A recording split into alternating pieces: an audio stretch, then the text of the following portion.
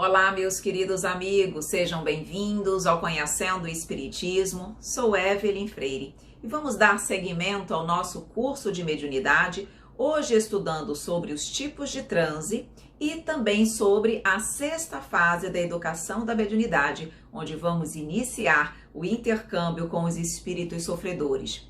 Se você já se perguntou como fica o médium durante o processo de comunicação, se ele fica consciente, semiconsciente ou inconsciente, se ele tem condições de controlar ou não a comunicação, você está convidado para assistir à nossa aula. Mas eu convido você também para se inscrever no nosso canal, curtir, compartilhar e comentar os nossos vídeos.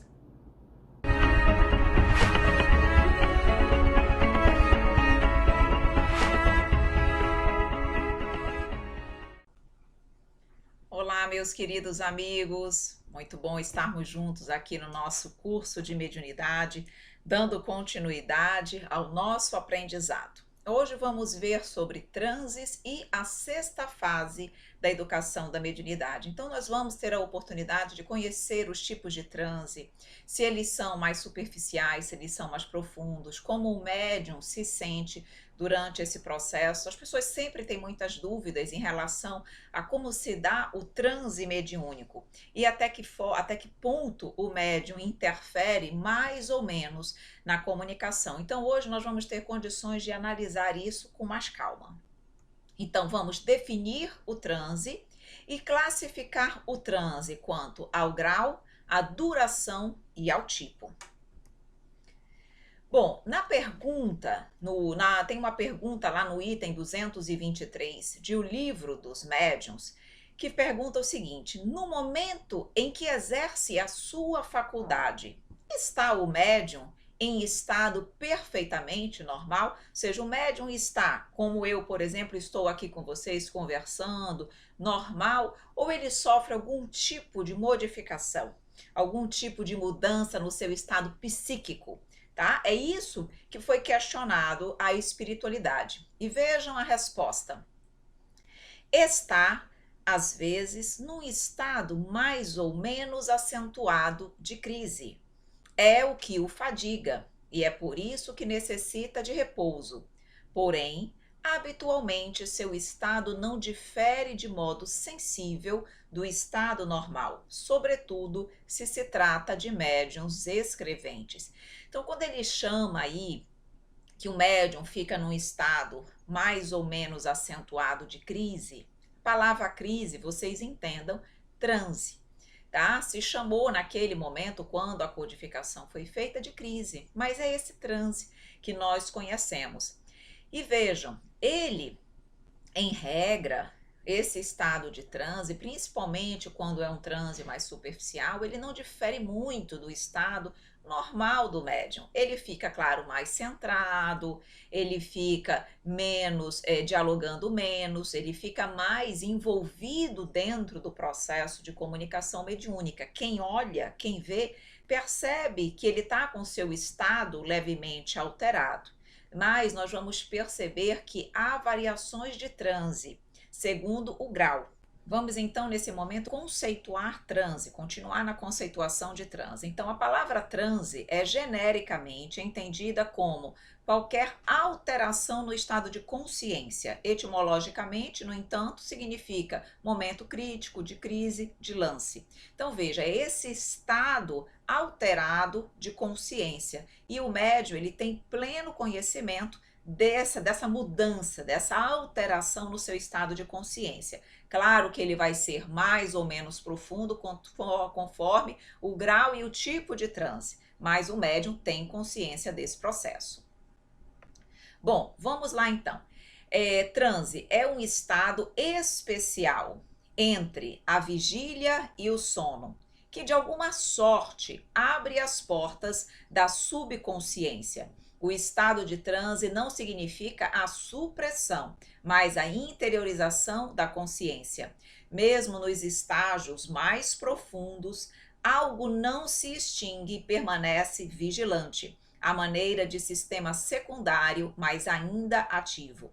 Então, quando nós lemos que ele é esse estado intermediário entre a vigília e o sono, fica mais fácil de vocês, das pessoas, entenderem um pouco o que é esse transe. Então, ele nem está em total vigília, mas ele nem está em sono profundo. Tá? É um estado intermediário. E vejam que ele reforça, mesmo nos transes mais profundos, algo não se extingue, ou seja, o médium ele consegue manter-se vigilante, tá? E precisa ser assim, exatamente para que ele possa ter o controle da comunicação e exercer esse controle quando necessário.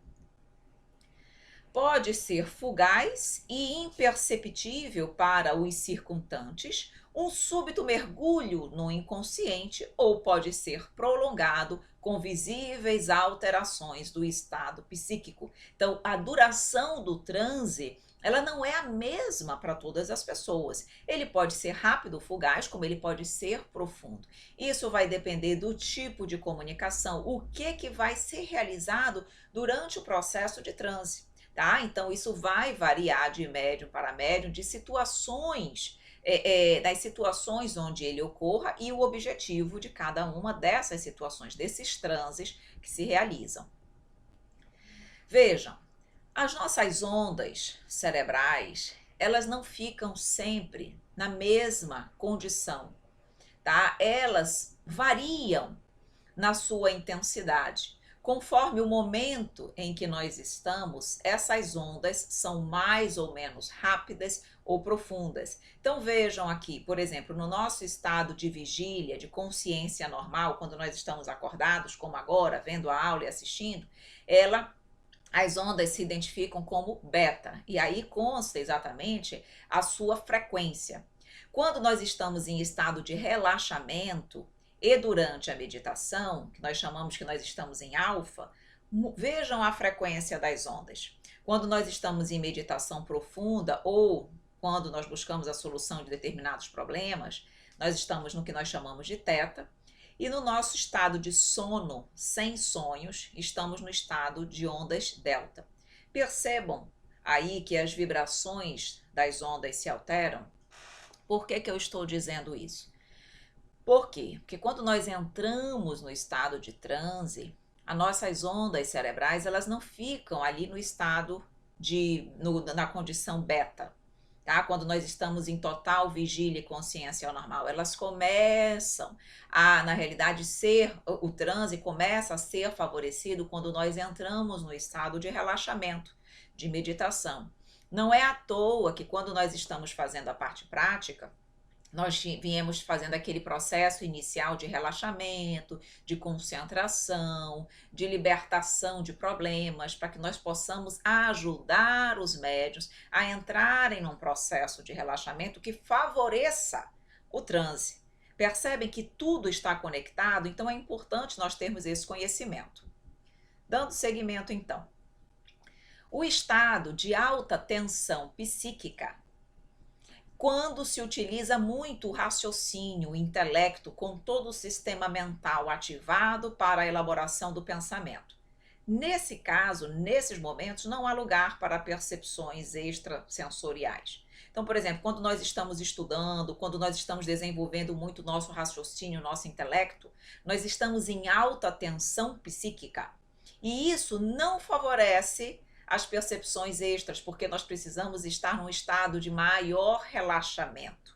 Então vejam, o estado de baixa tensão psíquica, a queda de tensão mental, esse estado de passividade psíquica, de quietude, é uma espécie de porta para o afloramento do inconsciente, a porção psíquica bloqueada pelo corpo somático. Por isso que quando nós estamos em estado de meditação, de serenidade, de tranquilidade, de relaxamento, é mais fácil acessar essas percepções, acessar o plano espiritual. Entendem por quê? Porque nós favorecemos um processo de transe. E vejam, quando nós entramos em contato com o plano espiritual, nós entramos num processo de transe. Pode ser um transe fugaz, rápido, tá? E de pouca profundidade, mas sempre é um transe. E para isso, quanto mais relaxamento nós conseguirmos alcançar, melhor.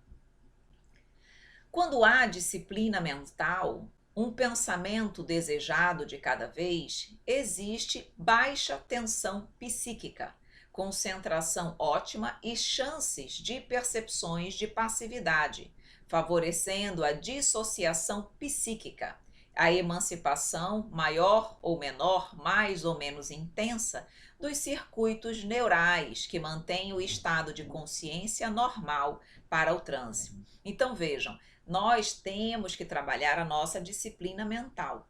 Um pensamento desejado de cada vez. No início é difícil, porque os nossos pensamentos estão ali naquele turbilhão.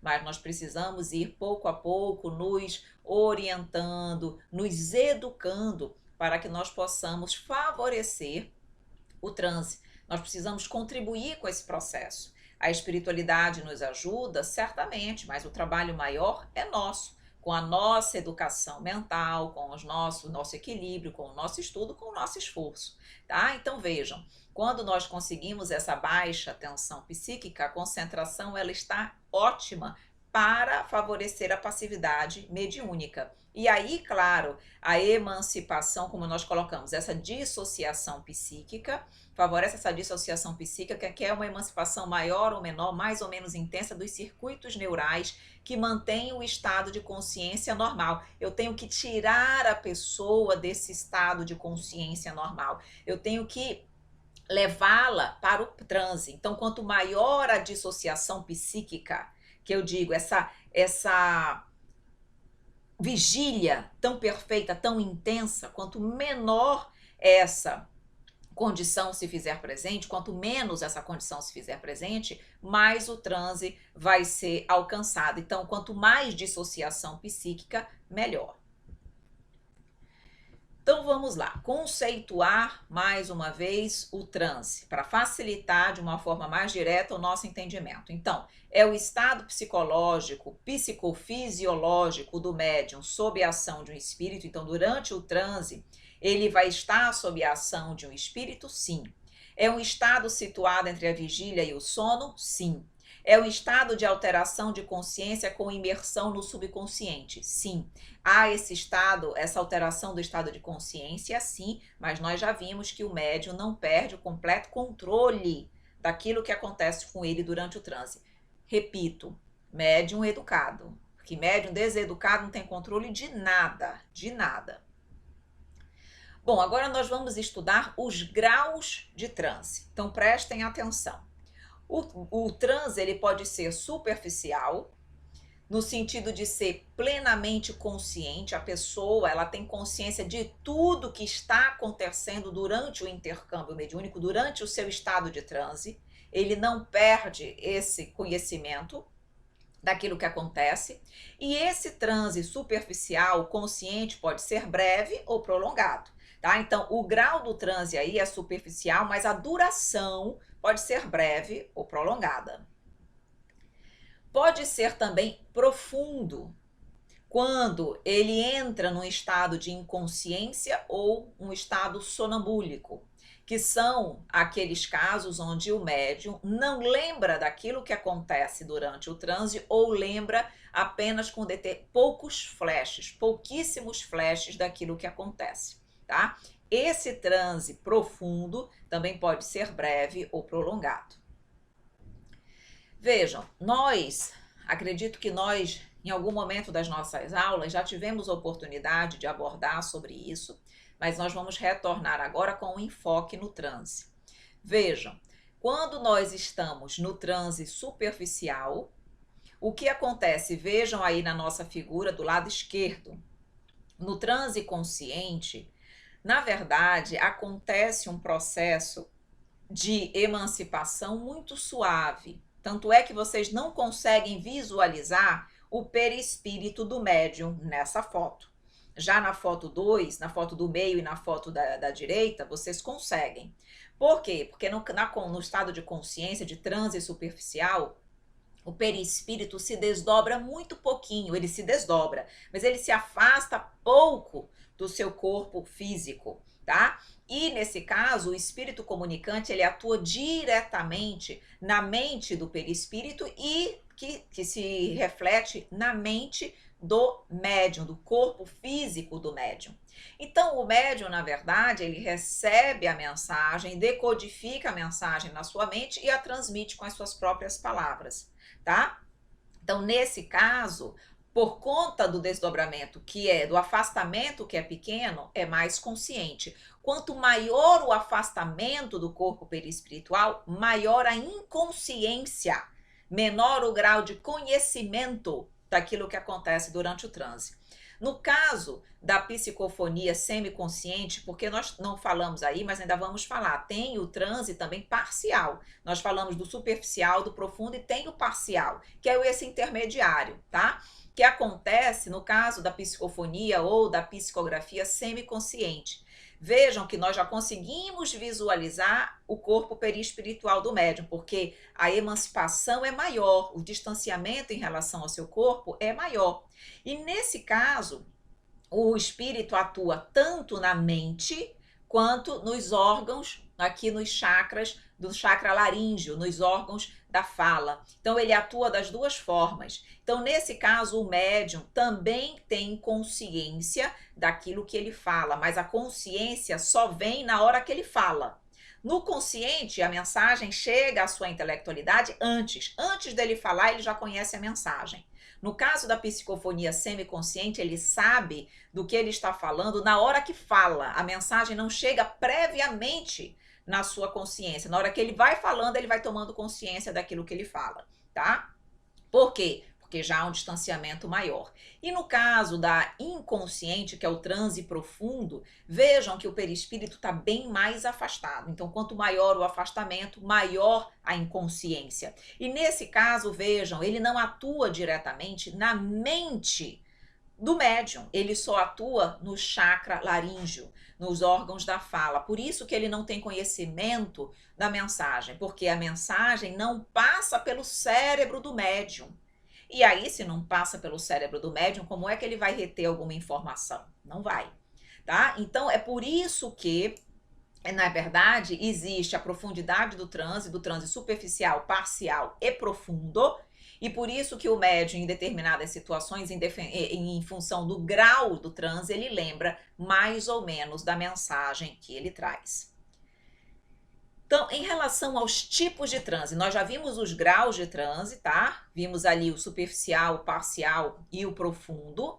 Agora vamos para os tipos de transe. Prestem atenção, porque aqui as pessoas se confundem bastante. Então vamos tentar explicar com calma para que haja uma perfeita compreensão dessa temática. Então vejam, tipos de transe. Ele pode ser patológico, natural ou induzido, certo? Esses três tipos. O que é o transe? O que é o transe patológico? Exatamente, é aquele ocasionado por doenças físicas ou patológicas. Então, decorre de um processo de enfermidade. Vocês já perceberam que as pessoas, quando estão muitas vezes doentes, elas conseguem visualizar parentes, pessoas desencarnadas. Por que acontece isso? Porque aquele estado de enfermidade favorece uma emancipação do seu perispírito.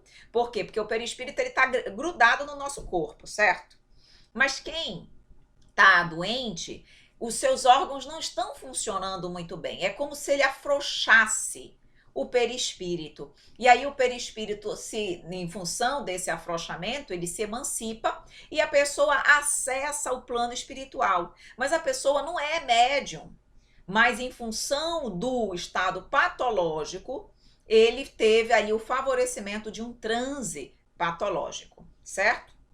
Tem o transe natural. Esse sim, que decorre de um processo, de uma predisposição orgânica para o processo mediúnico. Então, o transe natural, que é o mediúnico ou anímico, que é uma predisposição hereditária congênita. Por que eu coloco uma predisposição hereditária? Porque a gente sabe que o nosso próprio organismo, ele é preparado para isso. Então, por exemplo, quando nós sabemos que nós vamos vir com uma condição com uma necessidade de termos ou não mediunidade nessa vida. Mas há uma predisposição orgânica hereditária que favoreça isso? Há. Por isso que às vezes dentro da mesma família várias pessoas são médiuns. Por quê? Porque há uma hereditariedade ali, mas a hereditariedade auxilia, ela favorece que o corpo tenha essa predisposição. Mas, atenção agora, se a pessoa não tiver vindo com o planejamento reencarnatório de ser médium, mesmo que ela tenha uma predisposição orgânica, ela não será. Porque a predisposição orgânica, ela é importante, ela auxilia, sim, mas o comprometimento e as responsabilidades assumidas por cada pessoa no seu planejamento reencarnatório é o que é fundamental.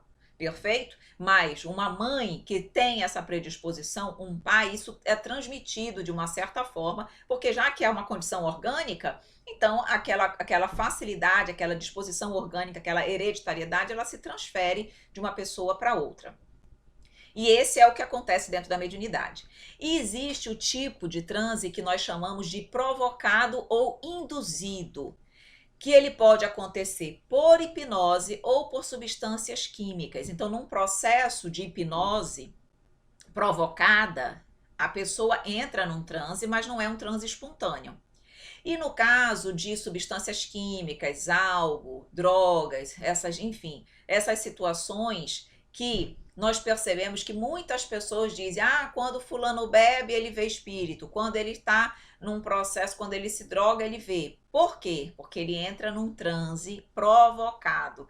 Da mesma forma, essas substâncias, elas promovem esse desligamento, essa soltura do corpo perispiritual. E aí a pessoa, ela entra em contato com o plano espiritual.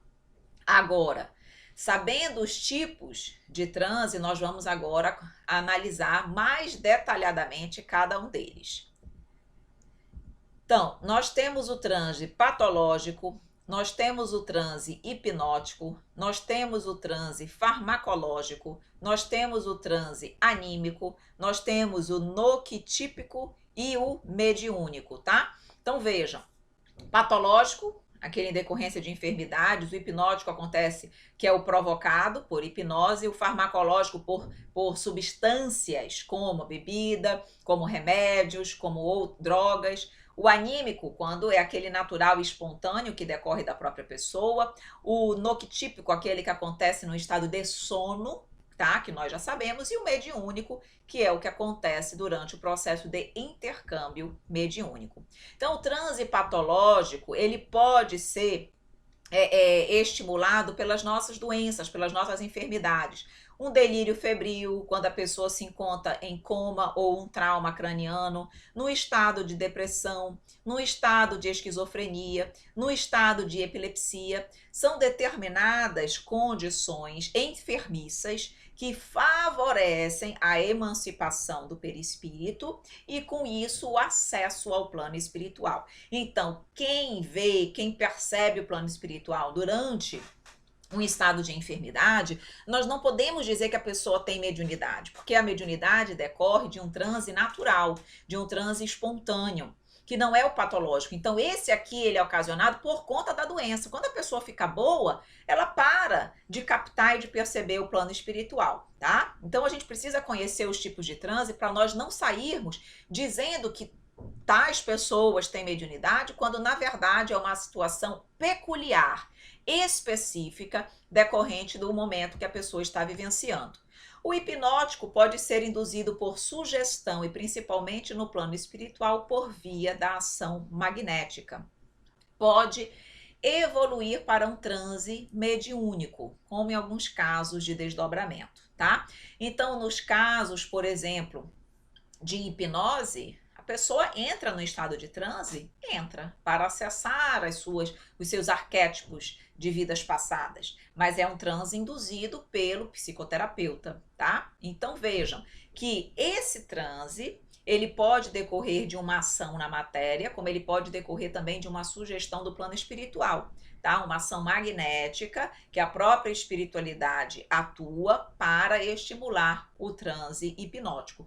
E dentro desse transe, ele pode evoluir para um transe mediúnico, ou seja, durante esse processo a pessoa pode entrar num processo de intercâmbio, de comunicação com o plano espiritual ou não, tá? Veja, em relação ao transe hipnótico, nós lembramos aqui das psicoterapias, terapias de vidas passadas, no caso de anestesia. Tudo isso são alguns tipos de transe hipnótico e que pode, como colocamos aqui, tem interesses construtivos, porque muitas vezes a psicoterapia é para ajudar pessoas que estão com determinados problemas, a terapia de vidas passadas também, a anestesia é um caso de saúde, de necessidade, mas existem também aquele transe hipnótico que decorre de um processo enfermiço, mas não de doença física, mas de doença mental, de doença espiritual, que é o caso dos processos obsessivos. Nós não vimos no slide anterior que o transe hipnótico, ele pode ser causado pelo encarnado e também pelos desencarnados? Então vejam, espíritos temos de todos os tipos, bons e ruins ainda. Então, tanto uns quanto os outros podem estimular um transe hipnótico. Só que no caso dos espíritos ainda obsessores, ele tem interesses destrutivos, eles querem prejudicar a pessoa. Então, eles podem atuar aí numa simples sugestão hipnótica ou até mesmo numa alteração do perispírito. Deixa eu explicar para vocês como acontece esse processo hipnótico de alteração do perispírito.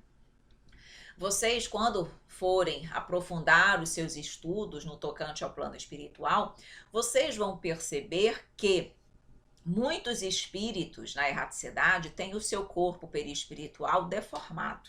Muitas vezes até em estados de animais, que nós chamamos de zoantropia. Por que acontece isso? Muitas vezes eles são hipnotizados por chefes trevosos, por outros espíritos mais intelectualizados, que exercem sobre eles um processo de hipnose, só que um processo de hipnose destrutiva.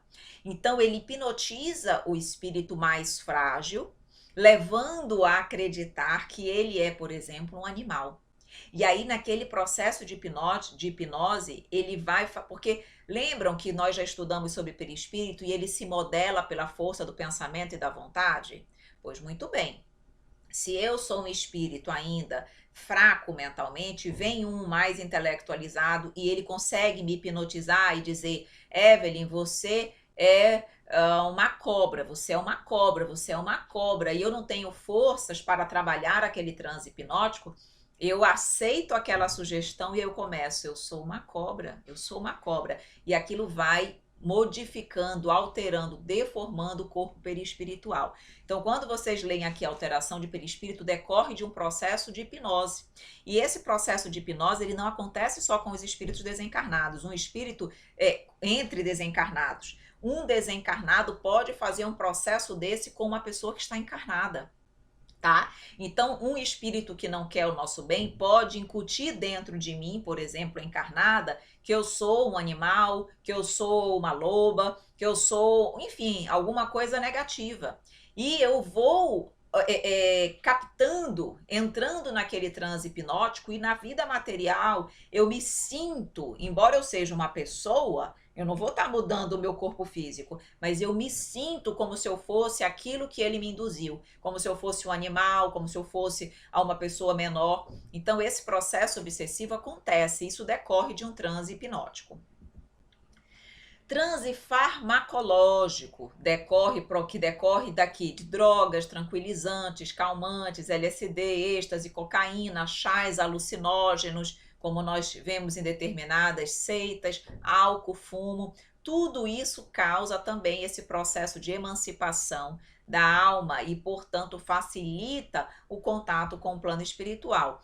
Não preciso nem dizer que o transe farmacológico, ele é desequilibrado, ele é imperfeito, perigoso e inútil em função do entorpecimento gerado. Então, a espiritualidade superior não vai se comunicar com ninguém nesse momento. Por quê? Porque nós estamos com os nossos sentidos, as nossas funções completamente entorpecidas por conta dos medicamentos ou das drogas. Então, na verdade, são espíritos inferiores que entram em contato, porque os espíritos inferiores, eles não têm esse tipo de cuidado. Eles não têm esse tipo de preocupação conosco, como a espiritualidade superior tem. Então, eles muitos se aproveitam desses momentos para prejudicar, para trazer maiores desequilíbrios para as pessoas que estão sob o efeito de um transe farmacológico.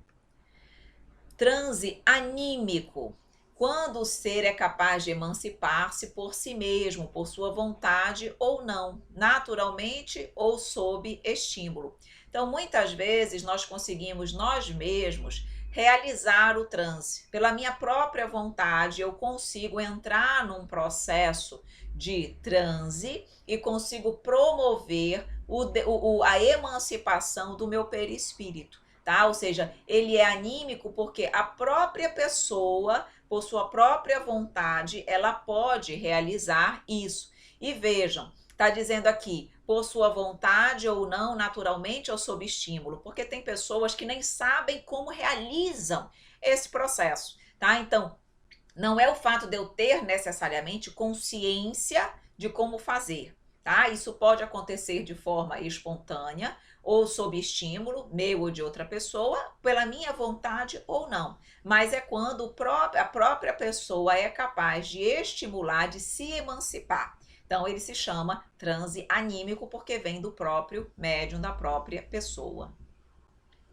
Veja, em relação ao transe anímico, veja, ele pode ser espontâneo, ou seja, quando acontece de forma espontânea e natural, ou pode ser provocada, no sentido de eu quero realizar o transe. Quando que ele é provocado? Por exemplo, queridos amigos, quando a própria pessoa tem vontade e interesse de que aquele processo de transe aconteça. E em outras situações a pessoa tá, quando ela percebe, já aconteceu. É o espontâneo, tá? Então, nessa situação, quando acontece o transe anímico, vejam as características. Efeitos de natureza intelectual, manifestação de personalidade diferente. Acontece efeitos de natureza física, a liberação do ectoplasma, por exemplo, para a materialização. Então, o que eu quero dizer aqui? Durante o transe anímico, dois efeitos podem ser observados: efeitos de natureza intelectual e efeitos de natureza física. No caso dos efeitos de natureza intelectual, a manifestação de personalidade diferente. O que nós estamos querendo já mostrar aí? Que pode desenvolver um transe mediúnico. O transe anímico, ele pode desencadear um transe mediúnico, sim, ou não. Se há a emancipação da alma, mas não há um intercâmbio mediúnico, ele é só um transe anímico. Mas se durante o transe anímico ocorre um processo de intercâmbio, de comunicação com o plano espiritual, aí ele adentra no transe mediúnico. Percebem? Tá? Então, efeitos de natureza intelectual são os processos de manifestação de personalidades diferentes, dos espíritos que se manifestam conosco durante esse transe. E os efeitos de natureza física são as mediunidades de efeitos físicos, onde acontece ali aqueles vários fenômenos que nós já estudamos, não tem necessidade de repetir. Só precisa lembrar que decorre da liberação do ectoplasma pelo médium. Então, nesses casos, ele já vai desencadeando o transe mediúnico. Por isso, nós colocamos aqui transe anímico, tracinho, mediunidade. Por quê? Porque ele vai desencadear um processo mediúnico. Então vejam, o animismo é a manifestação do espírito do próprio médium, nós já sabemos disso. Mistificação é quando o médium, em fase de intermitência mediúnica, movido mais pela insegurança do que pela vaidade, simula estar mediunizado. Então é um processo de mistificação, ele simula, ele está consciente, ele provoca uma comunicação falsa. E a fraude é quando há ação de má-fé, visando expressamente lucro ou benefício pessoal, e passa a forjar comunicações e efeitos. tá? Então vejam aí que no caso do animismo não há má fé pela parte do médium, tá? Ele apenas manifesta a sua própria personalidade ou ele interfere na comunicação em decorrência de situações várias, como nós já estudamos, mas não há má fé. Tá? Muitas vezes, no caso da mistificação e da fraude, já há um processo aí, como você diz, simula estar mediunizado, visa lucro, benefício pessoal e forja uma comunicação. É uma situação diferente. O transe noctípico, vejam bem aqui, existem 3 tipos de ocorrência. Nos fenômenos oníricos, durante o sono, ok? Fenômenos de desprendimento e desdobramento do perispírito e fenômenos sonambúlicos.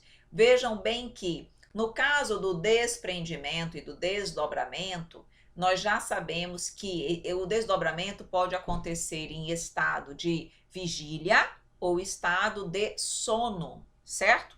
Todos nós emancipamos. Em estado de sono, todos nós há esse desprendimento, mas em estado de vigília, nem todo mundo emancipa. Mas os médiuns ostensivos têm mais facilidade para realizar esse transe em estado de vigília. Mas o transe notípico, tá? No caso de efeitos oníricos, durante o sono, todos nós temos. Fenômenos sonambúlicos é um processo de emancipação mais profundo, tá? Nem todo mundo tem os fenômenos sonambúlicos, nem todo mundo, tá? Algumas pessoas têm porque conseguem entrar num processo de distanciamento, de emancipação maior e mais profundo, ocasionando o transe sonambúlico. Vejam, no caso dos fenômenos oníricos, são relacionados com as imagens, representações, ideias que brotam espontaneamente do nosso subconsciente e do consciente profundo, as nossas lembranças, tá? E nós temos e passamos por isso diariamente. No caso dos fenômenos de desprendimento e de desdobramento, podem ser lembradas principalmente quando possuem caráter mediúnico. No caso do sonambulismo mediúnico, comunicações, visões, informações. Ele quer dizer o seguinte: nem todo mundo lembra dos fenômenos de desprendimento e de desdobramento. Quem tem ostensividade, quem tem mediunidade ostensiva, lembra muito mais do que faz durante esse período de transe, durante esse processo de desprendimento e desdobramento do corpo perispiritual, tá? Mas nós realizamos isso também, mas nem todos lembram, ok? Por isso que ele diz aí, lembradas principalmente quando possuem caráter mediúnico. E os fenômenos sonambúlicos é uma espécie de imersão em si mesmo. Move-se sob o impulso de automatismos, isolado de qualquer influência exterior. Caminha, fala, age, então, sem perceber a presença de ninguém. Expansibilidade e sensibilidade global do perispírito são 2 propriedades que nós já estudamos lá atrás, certo? Então vejam, no estado de sonambulismo, como a emancipação da alma é muito maior, o próprio espírito do médium ou da pessoa que entra no estado sonambúlico, ela entra numa imersão em si mesmo, porque como ela se emancipa bastante do seu corpo físico, ela consegue acessar com mais facilidade a sua personalidade integral, como espírito imortal.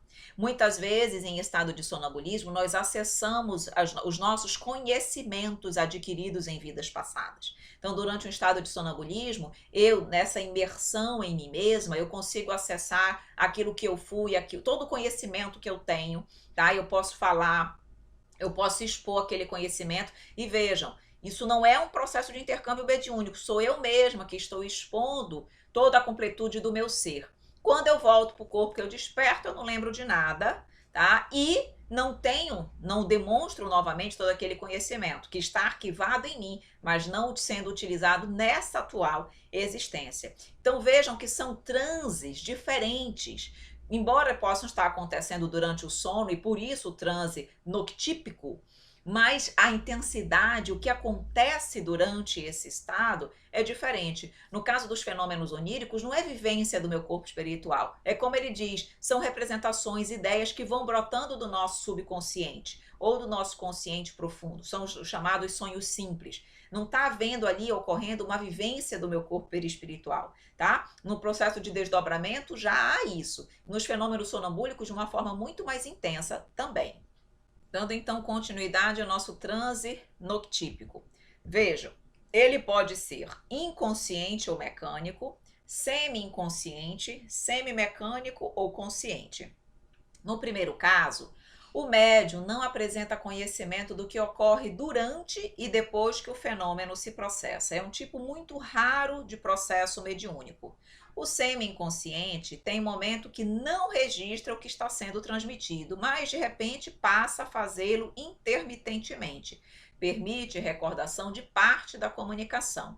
E o semi-mecânico ou consciente, o médium mantém sua completa consciência, tanto durante como após o transe. Nesse tipo se encaixam 70% dos médios. Então, a maioria dos médios recordam, são pessoas que têm consciência do que acontece durante o transe, tá? Então, ele pode ser consciente quando você lembra, ele pode ser semi-inconsciente quando você lembra parcialmente, ou ele pode ser mecânico ou inconsciente quando você não consegue reter a informação e lembrar da comunicação.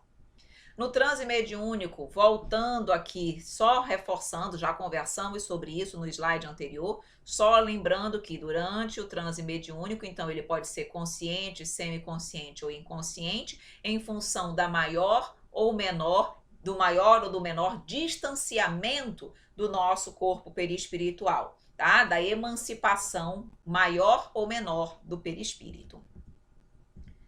Vejam, durante o transe mediúnico, há o que nós chamamos de processo de irradiação, porque os espíritos podem propagar a sua energia mental. E eles propagam a sua energia mental, que é captada pelo médium e transmitida na comunicação. Há uma sintonia vibratória entre médium e comunicante, que é a lei de sintonia. E existe o que nós chamamos de afinidade fluídica, que é uma afinidade orgânica entre médium e espírito, e existe sintonia vibratória, que é o que? Uma sintonia de moralidade vibracional entre espírito e médium. Então, isso é necessário para que ocorra a comunicação mediúnica. Durante o transe mediúnico, há um envolvimento mediúnico, uma combinação entre as correntes mentais do médium e do comunicante. Lei fundamental dos fluidos. Ambos ali estão se relacionando. Tanto o médium capta os fluidos, as sensações e os pensamentos do espírito, como o espírito capta e percebe as vibrações, as sensações e os pensamentos do médium. Então, está havendo ali uma troca fluídica. Então, de alguma forma, influencia o outro. E há o que nós chamamos de assimilação, absorve as correntes mentais de outro. Por quê? Ali há o circuito mediúnico. Fecha-se o circuito mediúnico e ele só se fecha, ele só realmente completa o intercâmbio quando há a captação do pensamento um do outro. Então, você percebe primeiro as sensações físicas, depois as sensações emocionais, até que você capta o pensamento do espírito comunicante, com esse processo de assimilação das correntes mentais de outra pessoa. Vamos agora, então, estudar um pouquinho sobre a importância do perispírito no processo do transe mediúnico. Então, vejam, o processo de comunicação mediúnica ostensiva tem início a partir do transe, quando ocorre a emancipação da alma. E aí, acontecendo a emancipação da alma, permite ao corpo fluídico ou perispiritual do médium expandir-se. Lembram que ele se expande, se afasta, possibilitando ao espírito viver por um instante a sua vida parcialmente livre e independente. Então, o transe mediúnico é esse estado alterado de consciência do médium que possibilita a expansão do seu perispírito para que ocorra a necessária sintonia e imantação com o espírito que deseja comunicar-se. Então, percebam que o perispírito ele é fundamental no processo de intercâmbio mediúnico, porque é ele que ocasiona, que permite o intercâmbio. À medida que ele se emancipa, se expande, ele favorece a comunicação mediúnica, ele possibilita que outros espíritos, outras intelectualidades se comuniquem através dele. Então, se não houver o processo de emancipação, de desdobramento naquele momento, o processo mediúnico não ocorre. Precisa acontecer o transe, acontece o transe, aí inicia-se o transe, ocorre a emancipação da alma e aí o processo de intercâmbio é realizado. Veja, eu trago para vocês aqui um exemplo, um caso de emancipação, de transe de emancipação da alma, que está lá no livro Fenômenos de Bilocação, de Ernesto Bozano, tá? Para que vocês possam ver um caso prático que consta na literatura espírita. Então vejam bem, eu vou ler para vocês. Enquanto era ditada a mensagem psicografada, tá? Meu espírito, ele era o médium, se achava separado do corpo, estado de emancipação da alma, de modo que eu examinava à distância minha mão a escrever. A importância dos fatos é tal que precisa de uma exposição minuciosa e atenta do que se passou. Eram 2h30 da tarde e me achava sozinho em meu quarto. Repentinamente, senti vontade de escrever mediunicamente, coisa que já me sucedia há 2 meses. Sentei-me à mesa e a primeira parte da mensagem foi escrita rapidamente, depois do que passei provavelmente ao estado de transe, falando aí do estado de transe dele. A pouca distância encontrava-se Imperator, que é o principal espírito guia do médium, com alguns espíritos que eu conheci, dispostos em círculos e observando atentamente a experiência. Então vejam que ele já entrou no estado de transe, de emancipação e já captou o plano espiritual ali. Do teto, ou antes, através do teto, espalhava-se uma luminosidade infinitamente doce, por intervalos, raios azuis dardejavam o meu corpo. Cada vez que tal se produzia, via o meu corpo fremir e sobressaltar. Era um meio de saturação e revigoramento dele.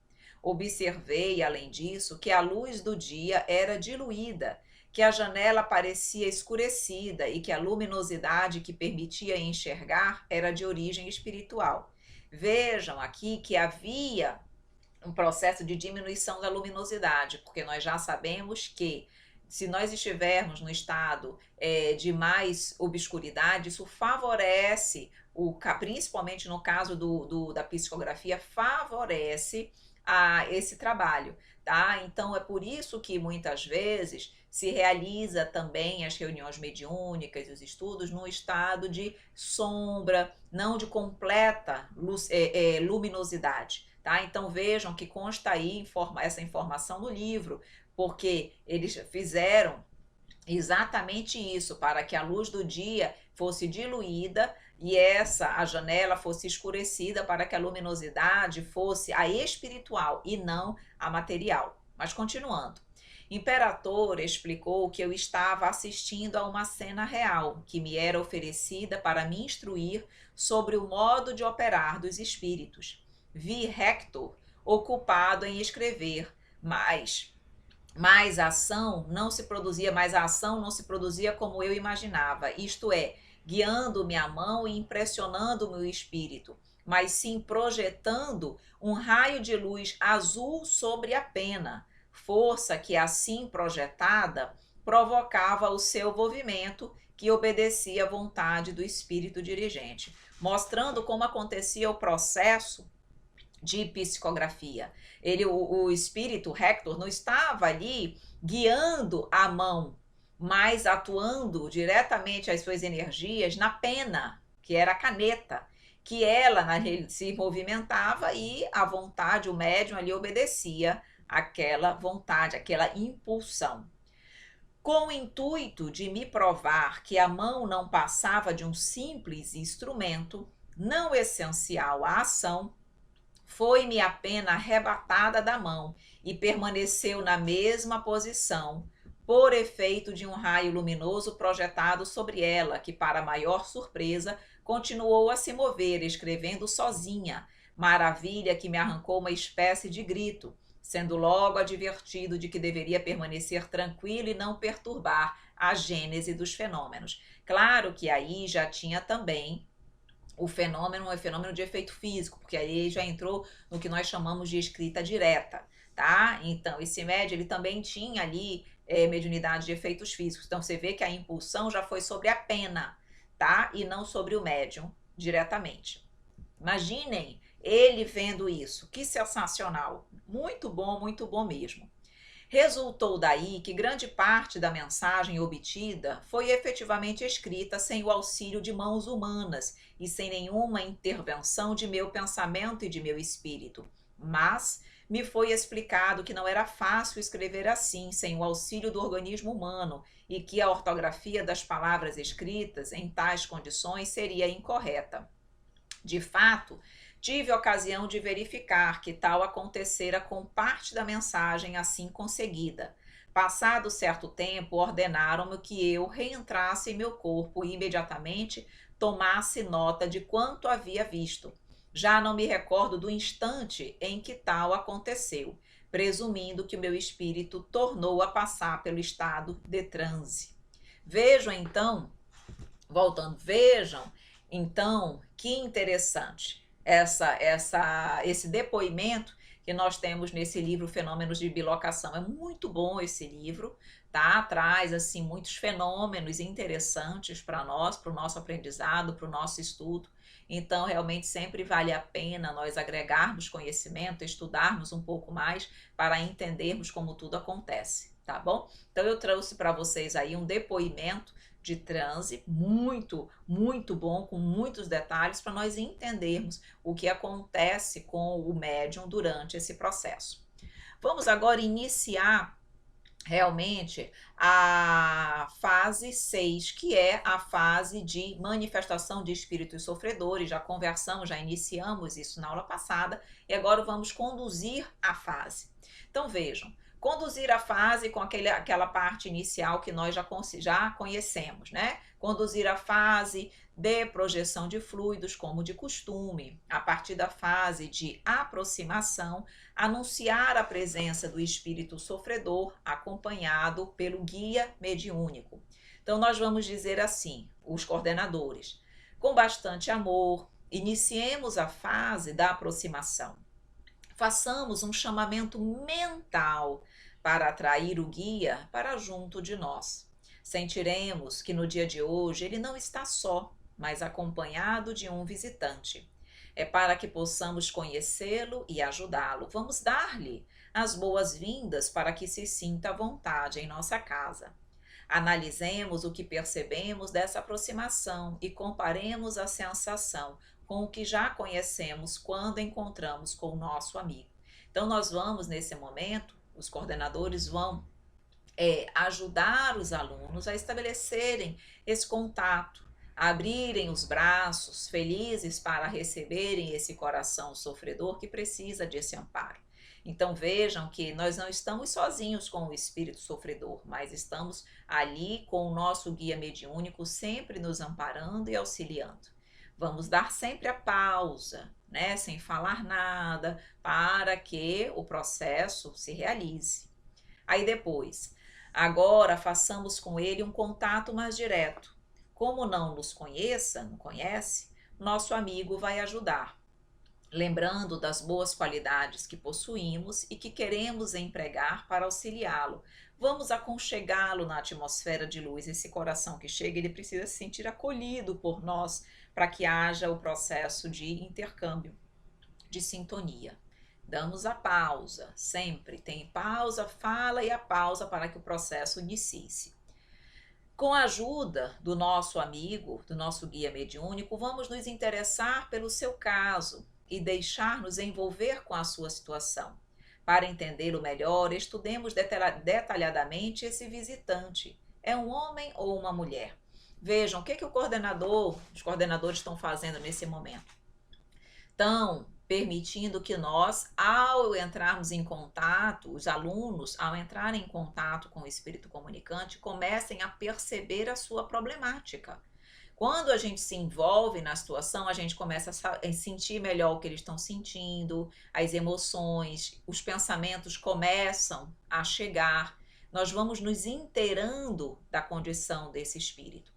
E aí nós vamos ter condições de saber se é um homem, se é uma mulher, se é uma criança, um adulto, um idoso, se tem algum desconforto físico, algum mal-estar, tem algum sentimento maior que se faça perceptível, tristeza, medo, insegurança, raiva, ódio, vingança, tá? Para que nós possamos ajudar, nós podemos ver o que eu posso fazer para ajudar. Veja, isso ainda é o médium que está pensando, mas ele já está envolvendo fluidicamente, de forma positiva, aquele espírito comunicante.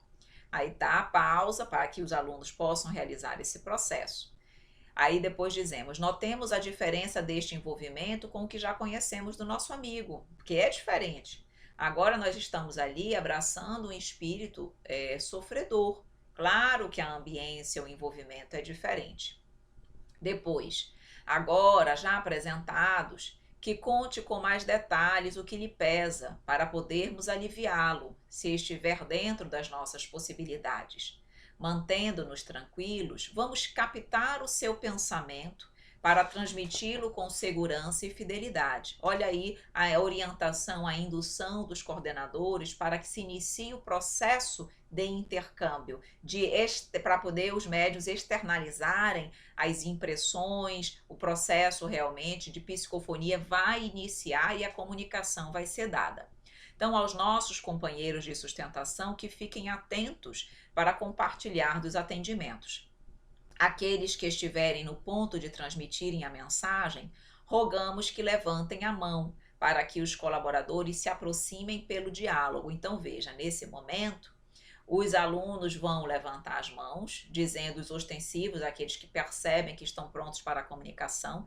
Nesse momento, o diálogo ainda é feito com os coordenadores, com os dialogadores experientes. Claro que dentro da equipe vai ter aqueles que vão atuar como dialogadores e como apoio, sim, mas nesse momento ainda não. Nós vamos sugerir isso a partir da terceira reunião, que aí os alunos já vão estar um pouco mais preparados, já vão ter tido 2 reuniões onde eles tiveram condições de presenciar a condução pelos coordenadores experientes e eles vão pouco a pouco iniciando esse processo. Então, nesse momento, são ainda com os coordenadores e a sugestão sempre nesse momento de uma comunicação por vez. Ainda não é caso de comunicações simultâneas, uma por vez para o aprendizado ser o melhor e o melhor possível, né? Então, nesse caso aí, o coordenador, ele vai estabelecer a ordem, certo? Ele vai dizer quem vai primeiro da comunicação. Então, nesse momento, o coordenador se aproxima e aí inicia-se o diálogo dentro daquela ordem estabelecida pelo coordenador do estudo. Sob os cuidados dos amigos que trouxeram os visitantes à nossa casa, despedimos-nos de todos. Depois que houver a comunicação de todos aqueles, tá, previstos para aquele dia, aí se vai finalizar o processo de intercâmbio mediúnico, tá? Então aí o coordenador vai dizendo que permaneçam confiantes em Deus, nosso Pai, que não desampara nenhum de seus filhos. Esses momentos de conversa foram muito úteis para todos, agradecendo aquele intercâmbio, aquele aprendizado.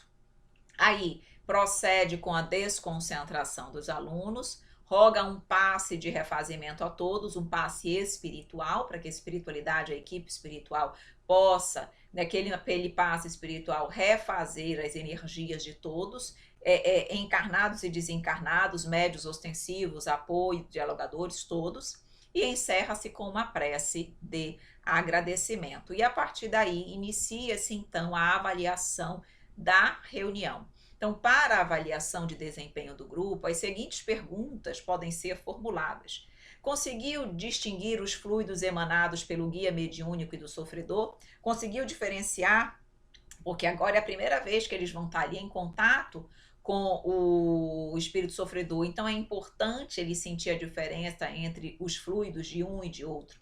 Percebeu qual era a situação do espírito sofredor, se era homem, se era mulher, pequeno, grande, adulto, idoso, porque quanto melhor é a percepção do médium, claro que a comunicação ela vai acontecendo de uma forma ainda mais aprimorada, porque quanto mais ele entende a condição do espírito, mais ele pode ajudar, mais ele pode orientar o dialogador e melhor e mais rapidamente aquele diálogo acontece.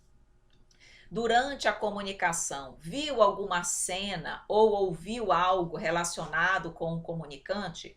Então vejam, isso pode ser perguntado não apenas para o médium que está dando a comunicação, mas para os outros médiums. Não raro, outros médiums captam também imagens, percepções, vozes, comentários em relação à comunicação que o outro colega está dando. Natural, as percepções são várias, tá? Nós temos vários ostensivos, vários videntes ali, então é importante nesse momento eles trazerem essas considerações, isso agrega valor à reunião. Muitas vezes o médium que deu a comunicação, ele é um médium mais sensitivo, mas com menos vidência.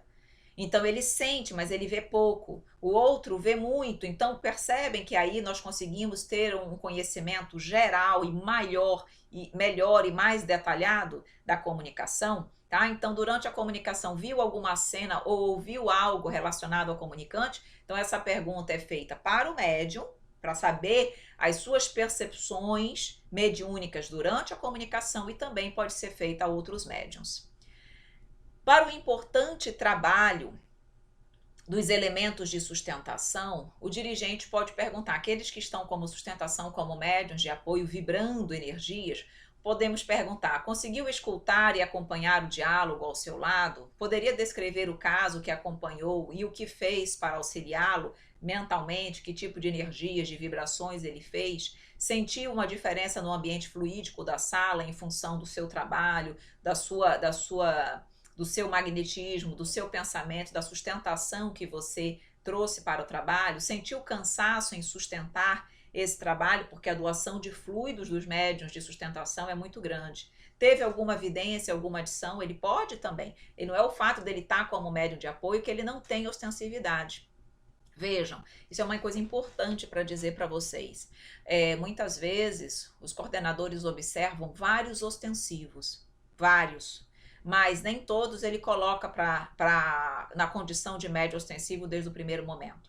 Muitos ficam na condição de apoio porque eles ainda estão precisando de mais tempo para trabalhar o desenvolvimento mediúnico. Outros ainda estão muito inseguros, então não é caso de colocar para ostensividade nesse momento, mas são médiums. Então eles estão como apoio e muitas vezes no decorrer do curso eles vão se sentindo mais tranquilos, mais serenos, mais seguros e eles poderão vir a exercer a função de médium ostensivo de psicofonia, tá? Por isso é importante nós perguntarmos se quem estava na sustentação teve alguma percepção mediúnica, tá? Muitas vezes nós achamos que a pessoa não é médium, no decorrer do curso a mediunidade aflora. Então a gente tem que estar atento a todos, absolutamente todos da equipe. Algumas das perguntas frequentes que acontecem nessa fase. De que dispõem os médiuns para distinguir o seu pensamento do pensamento do comunicante? Aquela questão, o que é anímico, o que não é? Aquela dúvida que acompanha sempre os médiuns. Então a resposta é bom senso. Antes de exercitar a mediunidade é preciso estudá-la. Com o estudo sistemático, o médium adquire conhecimento, entendendo melhor o mecanismo do fenômeno e com a prática registra as sensações, identifica a natureza do espírito, recebe inspirações além da sua capacidade, capta ideias que não lhe são peculiares e com o esforço contínuo no bem, aprende a conhecer-se melhor. Estudo, prática, bom proceder dos trabalhos com persistência, trarão bons resultados. Somente o tempo vai oferecer a segurança para nós termos condições de distinguir aquilo que é do médium e aquilo que é dos espíritos.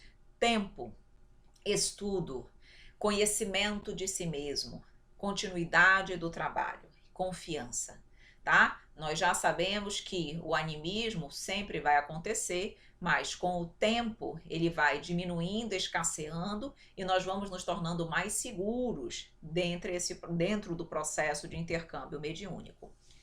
O guia mediúnico deverá continuar se manifestando nesta fase de manifestação dos espíritos sofredores? Vejam, o guia mediúnico se manifesta durante as primeiras semanas, que foram reservadas para ele. Nós não ficamos bastante semanas com os guias mediúnicos? Pois bem, findou esse período.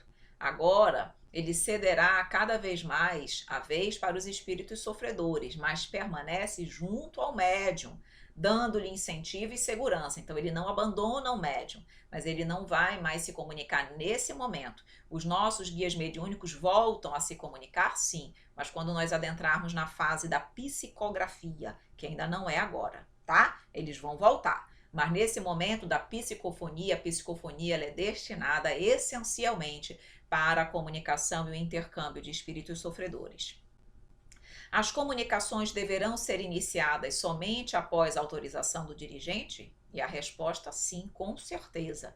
O trabalho depende de disciplina e autocontrole. Mesmo que o comunicante queira falar antes da autorização do dirigente, o médium tem que controlar. O médium tem que contê-lo. Ele é senhor do corpo e só dá passividade quando ele deseja. Então vejam, se nós temos ali 5, 6 médios ostensivos, quando chega na hora do diálogo, não vão ser todos dando comunicação simultânea, mas todos já podem estar conectados aos espíritos. Então, a ordem vai ser estabelecida pelo dirigente e aí quem for o último, tem que controlar bastante. Percebem? Mas é um trabalho fundamental. Por isso nós treinamos até agora controle, tudo direitinho, devagar, sem pressa, para que quando chegasse nessa hora vocês tivessem condições de controlar, tá? A Evelyn, acontece às vezes do médium não conseguir, acontece, está em aprendizado, mas é todo um processo de educação para que ele consiga controlar. Que fazer se alguém se sentir mal após o término da reunião? Se alguém se sentir mal, investigar o motivo. Se não for físico, conversar para se acalmar e se esclarecer. Dependendo do caso, podemos aplicar um passe de dispersão e, em última circunstância, encaminhá-lo para uma assistência espiritual. Veja, não é muito comum ir para uma assistência espiritual, não é.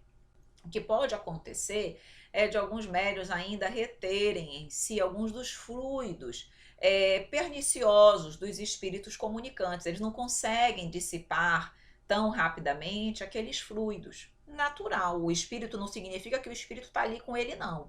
É porque ele ainda retém alguns fluidos que ficaram com ele. Então, quando ele recebe um passe dispersivo, aqueles fluidos são ali dissipados e ele retoma o seu bem-estar sem problema nenhum.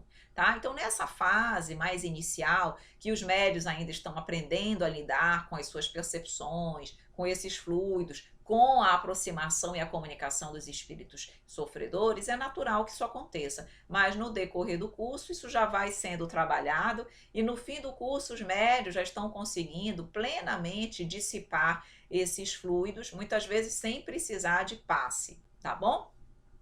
Meus queridos amigos, nós finalizamos então o nosso estudo de hoje, tá? É muito bom esse tema de transes para que nós possamos compreender mais como tudo se dá. Nós ainda vamos ter uma outra aula de transe, mas lá no fim do curso nós vamos voltar trazendo alguns outros aspectos do transe mediúnico, tá bom? Eu espero que vocês tenham gostado. Sempre uma grande alegria estar aqui com vocês. Seguem, como vocês já conhecem, os nossos contatos no YouTube, no Instagram, no Telegram, nosso site, nosso e-mail e nosso WhatsApp. E eu aproveito aqui para dizer uma novidade para quem está nos vendo agora. No nosso site você pode adquirir os livros do Conhecendo o Espiritismo e agora o livro Doutrina Espírita Sem Segredos e o Notas Celestes também se encontram em e-book.